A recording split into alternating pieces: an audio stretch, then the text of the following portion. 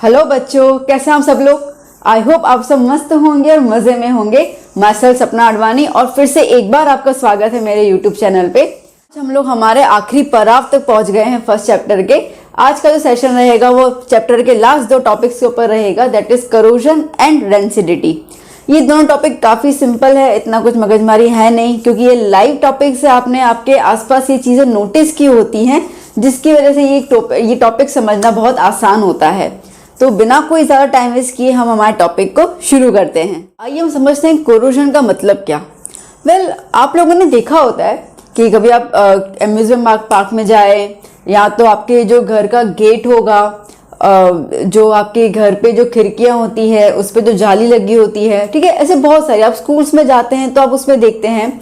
तो बेसिकली सारी चीजें जो हैं वो आयरन से बनी होती हैं, या हम मेटल की बात करते हैं वो बनी होती हैं, ठीक है। तो क्या होता है कि आप बारिश के सीजन में ज्यादातर, ठीक है, आप जब नोटिस करेंगे तो उनके ऊपर ब्राउन कलर के कुछ आपको पार्टिकल्स नजर आते हैं, और जिनको हम हिंदी में कहते हैं, हिंदी में आप सबको पता है, हम उनको कहते हैं जंग चढ़ गई, ठीक है।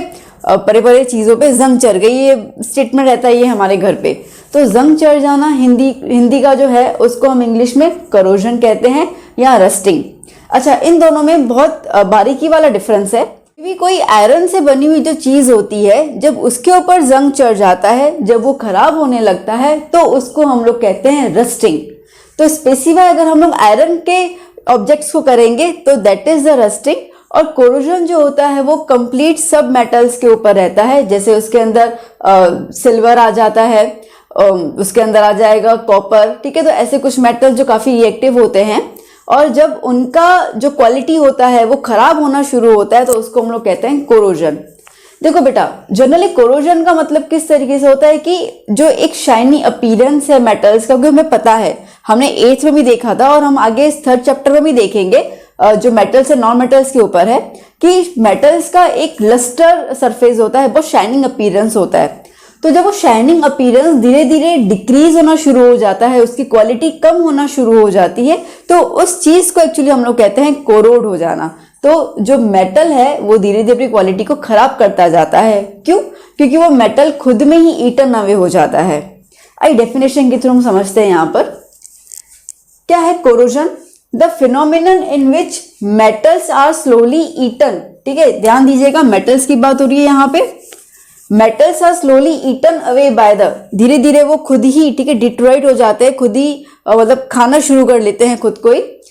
Eaten away by the reaction of, अच्छा अब इसमें क्यों होता है ये, जब हवा, पानी और हवा में मौजूद कुछ केमिकल्स एक साथ जब जुड़ जाते हैं, ठीक है, और वो मेटल के सरफेस के ऊपर आके अटैक कर लेते हैं, उनका अटैकिंग शुरू हो जाता है, तब उस तरीके के प्रोसेस को हम लोग बोलते हैं कोरोजन, जहां पे मेटल जो है वो डिग्रेड हो रहा है।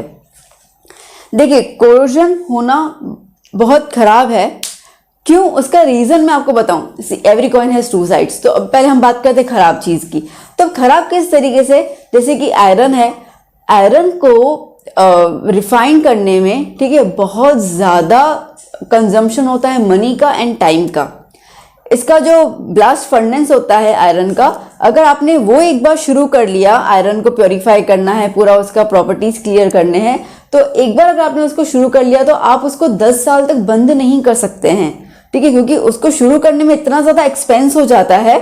स्पेशली मैं आयरन की बात कर रही हूँ कि आप ऐसे नहीं कि अभी आयरन हमें जमीन से मिल गया, जब जब मिला तब हम लोग उसको भट्टी में डाल दें और क्लीन कर लें, ऐसा नहीं होता है। तो it consumes lot of time as well as lot of money. इसके लिए आयरन से बनी हुई चीजें काफी महंगी होती हैं, और तकलीफदायक बात यह होती है कि आयरन जो है वो कोरोड भी बहुत जल्दी हो जाता है, रस्ट भी बहुत जल्दी हो जाता है। तो इतनी महंगी चीज जब जल्दी खराब हो जाएगी तो नुकसान तो होगा ही।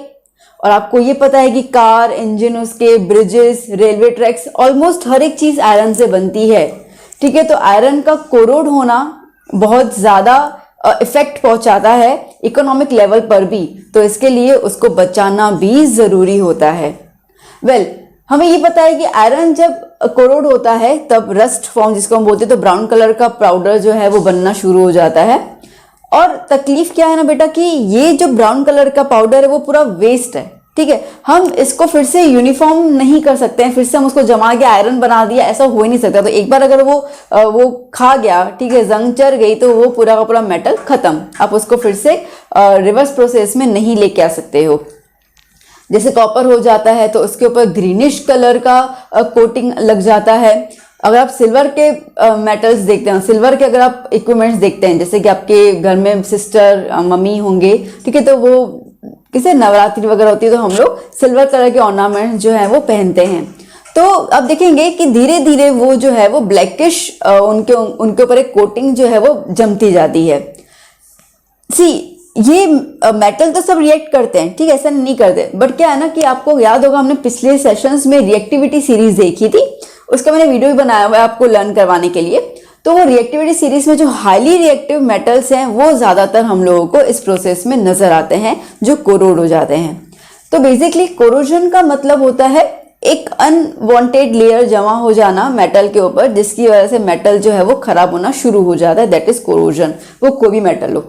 अगर हम लोग प्रिसाइसली सिर्फ आयरन की बात करते हैं तो उसको आप नाम दोगे रस्टिंग। तो आई होप आपको इतना चीज क्लियर हुआ about the corrosion and the rusting. हम इनके कुछ केमिकल रिएक्शन देख लेते हैं, किस तरीके से वो लेयर जो है फॉर्म होती है केमिकली, हम उनको कैसे सिंबलाइज करते हैं। बच्चों ये है कुछ रिएक्शन। बेसिकली मैंने यहाँ पे 3 एलिमेंट्स लिए हुए हैं, आयरन, कॉपर एंड सिल्वर, क्योंकि ये तीनों चीजें हम लोगों को आमतौर पे हमारे घर पे देखने को मिलती ही हैं। ये बहुत कॉमन मेटल्स होते हैं जो हमारे घर पे रहते हैं। तो जैसे आयरन, ठीक है, आयरन के बहुत सारी चीजें मैं आपको बता दी, गेट बता दिया, ठीक है, कार का इंजन बता दिया, कार हो गई, बहुत सारी चीजें हैं। और ये जनरली मॉनसून सीजन में ज्यादा देखने को मिलता है। तो तब क्या होता है ना, जैसे आयरन हुआ तो आयरन रिएक्ट करेगा ऑक्सीजन के साथ। अब देखिए हवा में ऑक्सीजन तो है ही है, और ऑक्सीजन एक ऐसा नॉन मेटल है, ठीक है, जो हर मेटल के साथ चिपक जाता है कि मेरे को तेरे साथ रहना है, कुछ भी हो जाए, तो वो उसके साथ रहना शुरू करेगा। अब उसके साथ साथ अगर थोड़ा बहुत मॉइस्चर हवा में होगा, H2O, ठीक है, मॉइस्चर है, बारिश में तो मॉइस्चर रहता ही है, तो वो भी उसके साथ अटैक करेगा। तो इन अटैक्स की वजह से जो आयरन है एक कंपाउंड में कन्वर्ट हो जाता है। मेटल जो है वो रिएक्ट करके इन सब के साथ एक कंपाउंड बन जाता है। वो कंपाउंड है Fe2O3 iron oxide dot XH2O। X is a symbol, okay, जिसमें सपोज 10 मॉलिक्यूल ऑफ वाटर आ गए, 3 मॉलिक्यूल ऑफ वाटर, जितने मॉलिक्यूल उसको हम लोग अननोन X ले लेते हैं, उतने molecules of water. As I told you कि मॉनसून सीजन में ज्यादा देखने को मिलता है इसकी वजह से। तो जब भी किसी सरफेस से, पाइप ले लो, कुछ भी ले लो, उसके ऊपर जब आपको ब्राउन कलर के प्रेसिपिटेट्स मिल जाते हैं या रेसिड्यू मिल जाता है, तो वो बेसिकली रेसिड्यू का जो केमिकल कंपाउंड का जो फॉर्मूला होता है वो ये वाला होता है। तो इस तरीके से ब्राउन कलर के पार्टिकल्स हमें नजर आते हैं। सेम अगर हम बात करते हैं कॉपर की, तो कॉपर बेसिकली रिएक्ट होता है कार्बन डाइऑक्साइड से, ठीक है। तो कॉपर जब कार्बन डाइऑक्साइड रिएक्ट होता है in terms of like in presence of water, तो वो एक बेसिक नेचर का केमिकल कंपाउंड फॉर्म कर लेता है, CuCO3 डॉट CuOH ट्वाइस। अब अगेन ये किस तरीके का होता है, ये होता है ग्रीन कलर के पैचेस, ठीक है। आप कॉपर की चीजों पे देखना, ग्रीन कलर के पैचेस जो हैं वो वहां पे आपको देखने को मिलेंगे, that is considered as a corrosion. Similarly मैंने कहा था Ag, ठीक है, सिल्वर, ये जो रिएक्शन करता है वो होता है हाइड्रोजन सल्फाइड के साथ in the presence of oxygen. तो ये हाइड्रोजन सल्फाइड के साथ जब रिएक्ट करेगा तो आपको दे देगा सिल्वर सल्फाइड। ये सिल्वर सल्फाइड जो होता है वो ब्लैक कलर का रेसिड्यू फॉर्म करता है, ओके। सिल्वर के कॉइन्स होंगे, सिल्वर का स्पून होगा, ठीक है, ऑर्नामेंट्स होंगे, बट हाँ धीरे धीरे, ये सडनली नहीं हो जाता है, ठीक है, it takes lot of time. तो क्योंकि मैं पता भी सिल्वर एक्चुअली कहीं ना कहीं लीस्ट कैटेगरी में आता है, ठीक है, वो इतना जल्दी रिएक्ट नहीं करता है, करता जरूर है, जल्दी रिएक्ट नहीं करता है। तो जब धीरे धीरे सिल्वर जो है वो H2S के साथ रिएक्ट करेगा तो ब्लैक कलर की एक कोटिंग अपने ऊपर जमा कर लेगा, which is considered as a corrosion.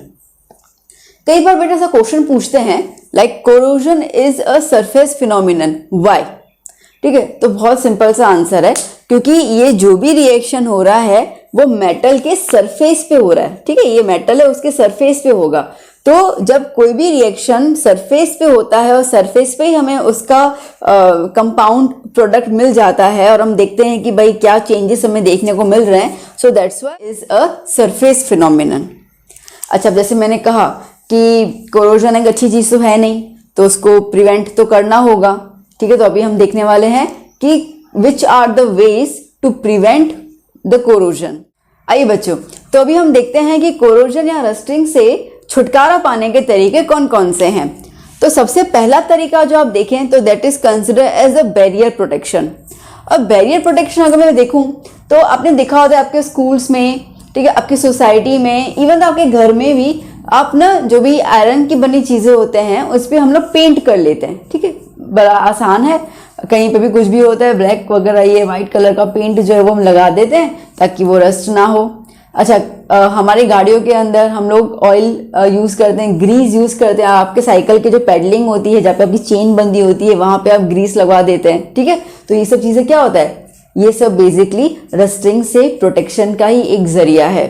तो हमारा that is considered as the barrier protection. ठीक है, बैरियर मतलब कि एक हमने दीवार खींच ली किसके, आयरन के पार्टिकल्स के और ऑक्सीजन के बीच में, ताकि ऑक्सीजन अगर अटैक भी करेगा तो वो आयरन की तरफ नहीं आ सकता, जिसकी वजह से हमारे आयरन बेस्ड पार्टिकल्स या जो मेटल बेस्ड आर्टिकल्स है वो खराब नहीं होंगे।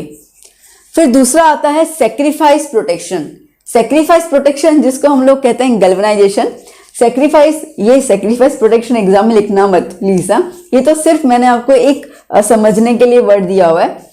इस प्रोसेस को बेसिकली हम लोग कहते हैं गैल्वेनाइजेशन। क्या मतलब है गैल्वेनाइजेशन का, तो जो आयरन होता है, ठीक है, आप अगर सीरीज को आपको ध्यान हो, मैंने आपको करवाया था, तो आयरन से पहले जिंक आता है। तो हम लोग क्या करते हैं, हम लोग यहाँ पे आयरन के ऊपर जिंक की एक कोटिंग लगा देते हैं। तो क्या होता है, जिंक बोलता है भाई अगर तुम्हें आयरन के पास जाना है तो पहले मुझसे होके निकलना पड़ेगा, ठीक है, पहले मुझे मारना पड़ेगा। अब ऑक्सीजन को तो क्या है, बस उसको मेटल चाहिए, कोई भी हो, मेरे को क्या फर्क पड़ता है, आयरन हो जिंक हो कुछ भी हो, मेरे को अटैक करना है बस। ठीक है, अब वो एटमोसफेयर में है तो बिना अटैक करके रह ही नहीं सकता ना। ठीक है, तो वो बोलेगा तू जा, मैं तेरे पे अटैक करता हूँ, फिर देखता हूँ आयरन को मैं। तो ऑक्सीजन जो है वो जिंक के साथ जो है वो रिएक्शन करेगा, उसको अटैक करेगा और जिंक जो है वो कोरोड होना शुरू होगा, जिसकी वजह से क्या होता है कि आयरन जो है वो प्रोटेक्ट हो जाता है, क्योंकि आयरन तो जिंक के पीछे छुपा हुआ है। ठीक है, तो ऑक्सीजन वहां तक पहुंच ही नहीं पाता है। ये जो प्रोसेस होता है, इस प्रोसेस को हम लोग कहते हैं गैल्वेनाइजेशन प्रोसेस, जिसके अंदर जिंक की हम लोग कोटिंग जो है वो लगा देते हैं आयरन के आर्टिकल्स के ऊपर to protect from rusting, and this whole process is known as galvanization. और ये बहुत इंपॉर्टेंट है, ध्यान दीजिएगा, इसमें सिर्फ और सिर्फ जिंक मेटल का ही यूज करना, किसी का यूज नहीं करना है। फिर आते हैं हम लोग next method is electroplating method. अब इलेक्ट्रोप्लेटिंग क्या होता है, अब जैसे कि सपोज कि आयरन का चम्मच है, ठीक है, पता है कि आयरन का चम्मच तो भाई खराब हो जाएगा, तो उसके ऊपर हम एक लेयर लगा देंगे और वो लेयर हम लोग लगा देते हैं, जैसे क्रोमियम हो गया, टिन, निकल, एल्यूमिनियम, ऐसे कुछ मेटल्स का हम लोग लेयर लगा देते हैं, अगेन जो हमारे आयरन के पार्टिकल्स को प्रोटेक्ट करता है। तो अब देखिए, जैसे आपके घरों में कई बार जो नलके होते हैं, टैप वगैरह होते हैं, ठीक है, उसके ऊपर आपको जो शाइनिंग अपीयरेंस दिखता है, वो शाइनिंग अपीयरेंस कई बार निकल और क्रोमियम की लेयर लगी होती है उनके ऊपर, जो 5-6 साल के बाद जो है वो खराब होना शुरू होती है। फिर आप देख सकते हैं कि जो नल है ना उसके नीचे का आयरन नजर आता है और ये जो प्लेटिंग है वो उखड़ना शुरू करती है। बट एटलीस्ट हमने 5 years तक तो प्रोटेक्ट किया हमारे आयरन के पार्टिकल्स को। तो इस तरीके से प्रोटेक्शन जो होता है, देखिएगा बहुत सिंपल है। अगर हम लोग जिंक की बात करते हैं तो गैल्वेनाइजेशन प्रोसेस, ठीक है, अगर हम जिंक के अलावा क्रोमियम, निकल, टिन इनकी बात करते हैं तो उसको हम यहाँ पे बोलेंगे इलेक्ट्रोप्लेटिंग। ये पूरी मेथड होती है जिसमें हम लोग आयरन के पार्टिकल के ऊपर पूरी की पूरी कोटिंग लगा देते हैं, पूरी की पूरी लेयर लगा देते हैं किसी भी एक मेटल की, ताकि हम लोग आयरन को प्रोटेक्ट कर पाए। फिर आता है अलॉय फॉर्मेशन। अब अलॉय मतलब क्या होता है, जैसे आयरन है, ठीक है, आयरन से चीजें बनानी भी है, क्योंकि उसके बगैर तो चीजें हम सोच भी नहीं सकते हैं, इतना इंपॉर्टेंट है। और आयरन की प्रॉपर्टीज जो है उससे परेशान भी है हम लोग, तो क्या करें, तो हम लोग क्या करेंगे, एक काम करते हैं, आयरन के साथ ना आयरन की कहीं दोस्ती करवा लेते हैं हम लोग कुछ मेटल्स के साथ। तो जैसे कि सपोज कि आयरन ले लिया मैंने, उसकी मैंने दोस्ती करवा ली क्रोमियम के साथ और निकल के साथ, ठीक है, तो इन तीनों की दोस्ती हो गई और इन तीनों की दोस्ती इतनी ज्यादा गहरी हो गई कि आप पहचान ही नहीं पा रहे हो कि कौन सा आयरन है कौन सा निकल है। और वहां से हमको एक सब्सटेंस मिल जाता है जिसको हम लोग बोलते हैं स्टेनलेस स्टील। ठीक है, हमारे घर पे होते हैं चक्कू वगैरह होता है ना, नाइफ, वहां पे देखना ठीक है। स्टेनलेस स्टील के बर्तन होंगे, नाइफ होगा, ऐसी बहुत सारी चीजें आपको आपके घर पे मिल जाएंगी, स्टील की सारी चीजें। तो बेसिकली वो स्टेनलेस स्टील जो है it is nothing but N alloy. तो अलॉय में क्या किया हम लोगों ने, हमने Fe के साथ क्रोमियम और निकल भी जोड़ दिया, ठीक है। और फिर हमने उसके बर्तन को शेप दिया, मतलब जो कि हमें शेप चाहिए था बर्तन का, हमने उसको देके एक यूटेंसिल में कन्वर्ट कर लिया। तो ये होता है अलॉय फॉर्मेशन। इसके अंदर हम लेयर नहीं लगा रहे, हम आयरन के साथ ही 2-3 मेटल्स को वहां पे ज्वाइन कर लेते हैं और उनको पिघला के एक नए फॉर्मेटी में लेके आते हैं, ताकि आयरन की जो प्रॉपर्टी उसको डिग्रेड करने वाली है वो वहीं से खत्म हो जाए और आयरन जो है हमारे पास सुरक्षित रह जाएगा।